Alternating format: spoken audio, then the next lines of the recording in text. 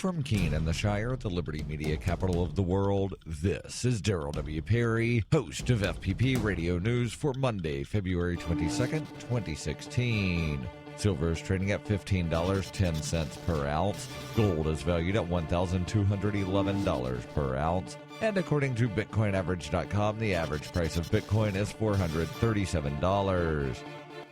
Antiwar.com reports over the weekend Turkish Prime Minister Ahmet Davutoglu demanded that the U.S. pledge unconditional military support for Turkey in the fight against the Kurdish YPG, a Syrian faction which has been the primary U.S. ally in fighting the Islamic State. Davutoglu insisted, "The only thing we expect from our U.S. ally is to support Turkey with no ifs or buts." Davutoglu reiterated that the YPG was behind last week's Ankara bombing, despite a Turkish faction known as the TAK claiming responsibility. Turkey has repeatedly demanded the U.S. sever ties with the YPG, and the U.S. has repeatedly rejected those demands. Turkish officials appear to be hoping that the Ankara bombings and the dubious claims of YPG involvement will force the U.S. into shifting their policy. With the U.S. and Turkey both already condemning the Syrian military for its gains against the Islamic State, however, the shift against the YPG would be tantamount to backing territorial claims by the Islamic State in northern Syria and leave the U.S. with literally no allies in the region.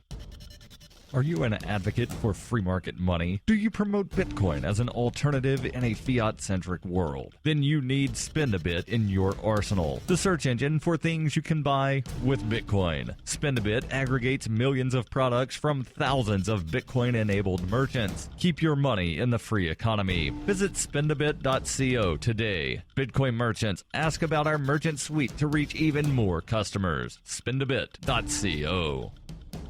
UPI reports FBI investigators said a password reset on the San Bernardino shooter's iCloud account connected to his iPhone early in the investigation may have lost them the opportunity to extract weeks' worth of information from the device. The FBI said on Saturday, despite that misstep, the Bureau's goal remains to extract as much evidence as possible from the phone of Saeed Rizwan Farouk. In the chaotic wake of the December 2nd shooting that left 14 people dead, the Bureau had San Bernardino County reset the password to the phone's iCloud account. By resetting the county-owned phone, both the county and the FBI eliminated any possibility of retrieving data beyond October 19th through an auto backup feature. On December 6th, in an effort to recover data from the iPhone 5C, the FBI asked a San Bernardino County technician to reset the phone's iCloud password. That action precluded any possibility of an automatic backup to the Apple iCloud servers, which might have turned up more clues about why or how the attack occurred. It's unclear what help the contents of Farouk's phone might provide investigators. Almost 7 weeks of potential messages, text, photos, and data are missing from when Farouk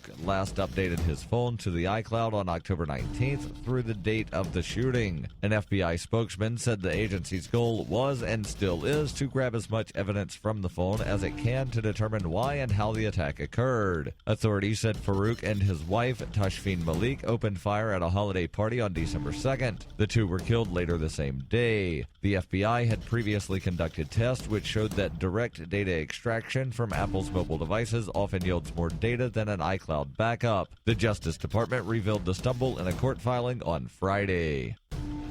For nearly 40 years, Roberts & Roberts Brokerage has been a trusted source for buying and selling precious metals like gold and silver. They also take Bitcoin for precious metal purchases and have permanently removed the minimum purchase amount for all orders paid in the digital currency. Call Roberts & Roberts today for knowledgeable advice on buying and selling precious metals and a forward-thinking approach to new technologies. 800-874-9760 or visit online at rrbi.co.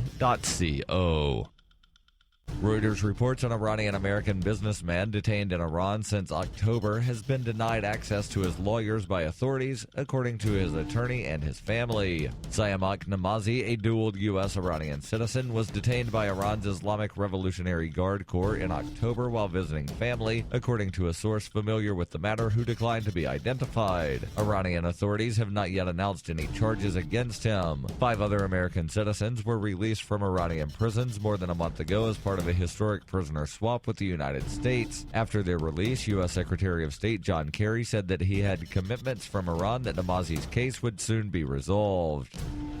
This has been FPP Radio News, online at fppradio.com.